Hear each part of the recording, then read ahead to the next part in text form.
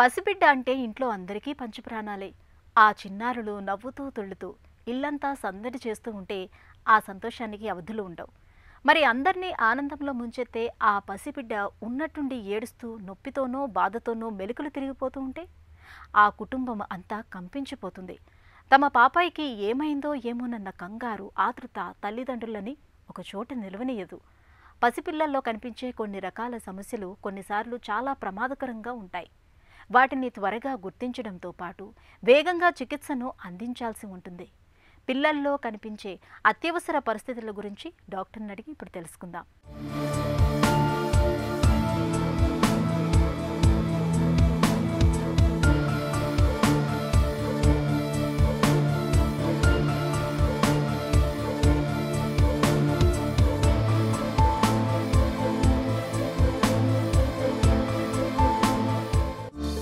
పిల్లల ఆరోగ్యానికి సంబంధించి అత్యవసర పరిస్థితి అని ఎప్పుడు చెబుతారు? ఊపిరి అందకపోవటం, ఊపిరి తీసుకోవడానికి ఇబ్బంది పడటం, బేబీ ఆర్ పిల్లాడు నీలంగా మారటం, లేదా ఫిట్స్ రావటం, లేదా ఏదైనా పడిపోయి దెబ్బ తగిలి తర్వాత స్పృహ లేకుండా పడి ఉండటం, లేదా కాలిపోవటం, లేదా దగ్గరలో ఏదైనా ఉన్నది చూసుకొని పాయిజన్ తాగేయటం, ఇలాంటివి జనరల్గా అత్యవసర పరిస్థితుల్లో పిల్లలు హాస్పిటల్కి వస్తూ ఉంటారు. సాధారణంగా పిల్లల్లో కనిపించే అత్యవసర పరిస్థితులు ఎలా ఉంటాయి? డాక్టర్ గారు వాటర్ అనుకుని పెయింట్ థిన్నర్ తాగేశాడు, వాటర్ అనుకుని కిరోసిన్ తాగేశాడు. సో ఇలా పాయిజనింగ్స్ యూజువల్గా emergencies different kinds of poisons ఉంటాయి.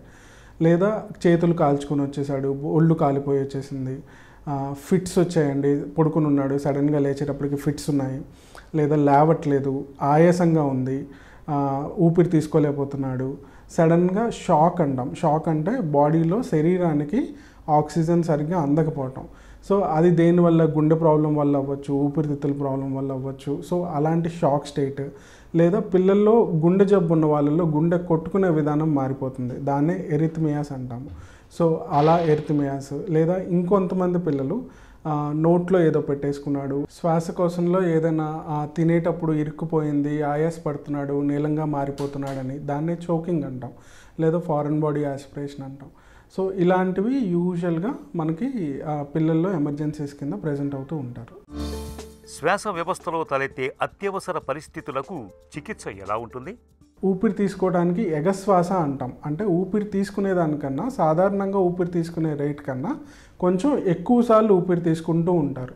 డొక్కలు ఎగరేయటం అంటాం. డొక్కలు ఎగరేయటం అంటే కొంచెం మనకి ఊపిరి తీసుకోవడానికి కష్టపడుతున్నారు అని అర్థం.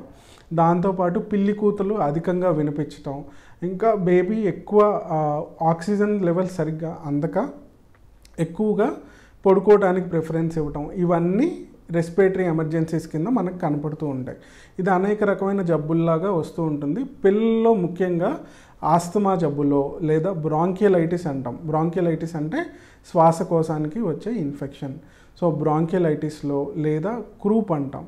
పిల్లల్లో ఎక్కువగా క్రూప్, 2 ఏళ్ల లోపు పిల్లలకి క్రూప్ అన్న జబ్బు కూడా ఎక్కువగా కనిపిస్తూ ఉంటుంది. ఇవే కాకుండా ఇంకా న్యూమోనియా అంటే ఊపిరితిత్తులకి పట్టే ఇన్ఫెక్షన్, దాంట్లోనూ వీటన్నిటిలోనూ కామన్గా మనం రెస్పిరేటరీ ఎమర్జెన్సీస్ నేను చెప్పిన లక్షణాలతో ఎమర్జెన్సీ రూమ్కి పిల్లలు ఎక్కువ ప్రెజెంట్ అవుతూ ఉంటారు. నాడీ వ్యవస్థలో తలెత్తే సమస్యలకు అత్యవసర చికిత్సలు ఎలా ఉంటాయి? పిల్లల్లో చాలా కామన్గా మనకి ఫిట్స్తో ఎక్కువ ప్రెజెంట్ అవుతూ ఉంటారు. అది కాకుండా ఇంకా అనేక రకాల ఎమర్జెన్సీస్ ఉన్నాయి. ఏంటి? తలకి దెబ్బ తగలటం, తలకి దెబ్బలు తగిలినందువల్ల స్పృహ కోల్పోవటం, లేదా స్ట్రోక్ అంటాం. స్ట్రోక్ అంటే అనేక రకమైన స్ట్రోక్, తలలో బ్లీడింగ్ అవ్వటం, లేదా తలలో రక్తం గడ్డగట్టడం, వాటి వల్ల ఫిట్స్ రావటం, లేదా మెదడువాపు వ్యాధి. మెదడువాపు వ్యాధి రావటం వల్ల బిడ్డ మళ్ళీ ఈ ఫిట్స్ రావటం, లేదా ఇంకొక రకమైన ఎమర్జెన్సీస్ ద్వారా మనకి పిల్లలు యూజువల్గా వస్తూ ఉంటారు. సో ఇవి ఎలాగా పిల్లలు ఎమర్జెన్సీ రూమ్కి వస్తారంటే తలనొప్పి, లేదా పిచ్చి పిచ్చిగా ప్రవర్తిస్తున్నాడు, జ్వరం ఆగట్లేదు, వాంతులు వస్తున్నాయి, విపరీతమైన తలనొప్పి వస్తుంది. కొంచెం పెద్ద పిల్లలు అయితే తలనొప్పి కూడా చెప్పగలరు. సో ఇవన్నీ చూసుకొని న్యూరలాజికల్ ఎమర్జెన్సీస్ పిల్లల్లో ఈ విధంగా ప్రజెంట్ అవుతూ ఉంటారు. ట్రీట్మెంట్ పరంగా వచ్చేటప్పటికి మనం వాళ్ళ స్పృహని చూస్తూ ఉంటాం. అంటే జీసీఎస్, గ్లాస్గో కోమా స్కేల్ అంటారు.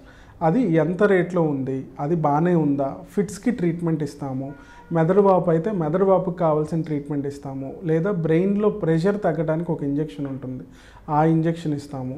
ఇవన్నీ కాకుండా స్పృహ బాగా తక్కువ ఉంది, కోమాలో ఉంటున్నాడు అంటే వెంటిలేటర్ సహాయం తీసుకుంటాము.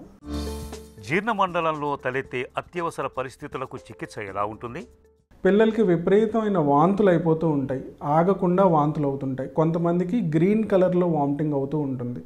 అదే కాకుండా ఇంకొన్నిసార్లు మోషన్ వెళ్ళినప్పుడు బ్లడ్ పడటం, లేదా బ్లాక్ కలర్లో మోషన్ రావటం, లేదా పొట్ట ఉబ్బరంగా అయిపోయి శ్వాస తీసుకోవడానికి ఇబ్బంది కూడా పడవచ్చు, అంత ఉబ్బరంగా అయిపోతూ ఉంటుంది. ఇలాంటి పరిస్థితుల్లో గ్యాస్ట్రోఇంటెస్టైనల్ ఎమర్జెన్సీస్ అంటాం. లేదా లివర్ ఎఫెక్ట్ అయిపోయి బాగా పచ్చకామెరలాగా అవ్వటం, అసలు మోషన్ ఎల్లోగా రాకుండా ఓన్లీ వైట్గా రావటం, ఈ రకంగా గ్యాస్ట్రోఇంటెస్టైనల్ ఎమర్జెన్సీస్ మనకి పిల్లల్లో కనపడవచ్చు. ఇవి దేనివల్ల కనపడవచ్చు అంటే, ఒకటి పేగులో పేగు మడతపడటం, దాన్నే ఇంటూసెసెప్షన్ అంటాం. లేదా పేగు బాగా మడతపడిపోయి చుట్టుకుపోవటం, దాన్నే ఇంటెస్టైనల్ అబ్స్ట్రక్షన్ అంటాం. లేదా నెక్రోటైజింగ్ ఎంట్రోకోలైటిస్ అంటే పేగులకి ఇన్ఫెక్షన్ వచ్చి బ్లడ్ సరిగ్గా అందక నెక్రోసిస్ మారిపోవటం, దాన్నే నెక్రోటైజింగ్ ఎంట్రోకోలైటిస్ అంటాం. సో ఇలా అనేక రకాలుగా ఉన్నాయి. అదే పుట్టుక నుంచి కొంతమందికి వచ్చిన దాన్ని హైపర్ట్రోఫిక్ పైలోరిక్ స్టెనోసిస్ అంటాం. దీనికి ట్రీట్మెంట్ కొంతమందికి అబ్స్ట్రక్షన్ ఏమీ లేకపోతే ఓన్లీ ఫుడ్ ఏమీ ఇవ్వకుండా ఒక 24 గంటలు ఆగుతాము, నోటి ద్వారా ఏమీ ఇవ్వకుండా ఒక 24 గంటలు ఆగుతాము, లేదా అవసరమైన దాన్ని బట్టి సర్జికల్ కన్సల్టేషన్ తీసుకొని సర్జికల్ ట్రీట్మెంట్ ఉంటుంది. పిల్లల్లో కనిపించే అత్యవసర పరిస్థితుల్ని సకాలంలో ఎలా పసిగట్టాలి? ఎప్పుడు కూడా మనం గుర్తుపెట్టుకోవాల్సింది ఏంటంటే, ఒక పిల్లాడి కానీ లేదా ఒక పిల్ల కానీ తన రొటీన్ కన్నా భిన్నంగా ఉంది అంటే, నార్మల్గా పడుకోవటం లేదు, లేదా నార్మల్గా తినట్లేదు, నార్మల్గా ఆడుకోవట్లేదు, ఎక్కువ పడుకోవడానికి ప్రిఫరెన్స్ ఇస్తుంది, నార్మల్గా బ్రీతింగ్ తీసుకోవట్లేదు, డొక్కలు ఎగరేస్తుంది, ఎగశ్వాస ఉంది, ఆయాసం ఉంది.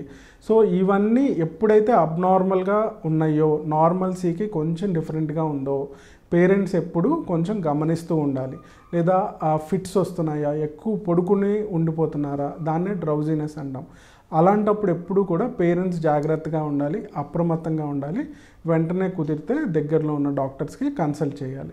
అదే కొన్ని ఎమర్జెన్సీస్ మనకి డైరెక్ట్గా తెలిసిపోతాయి. పిల్లలు కొంచెం పెద్ద పిల్లలే చెప్తారు, మాకు కాలిపోయిందని కానీ, లేకపోతే మేము ఇది తాగామని కానీ, లేకపోతే మాకు ఇది కుట్టిందని కానీ. అలాంటప్పుడు డైరెక్ట్గా హాస్పిటల్కి రావాల్సి ఉంటుంది. పసి ప్రాణాల్ని ప్రమాదపు టంచుల్లోకి నెట్టే సమస్యల విషయంలో తల్లిదండ్రులు నిరంతరం అప్రమత్తంగా ఉండాలి. ఆరోగ్యపరంగా అత్యవసర పరిస్థితులు ఎదురైనప్పుడు ఆలస్యం చేయకుండా చిన్నారుల్ని వేగంగా ఆసుపత్రికి తీసుకువెళ్లాలి. సత్వర వైద్యం అందేలా చూడాలి.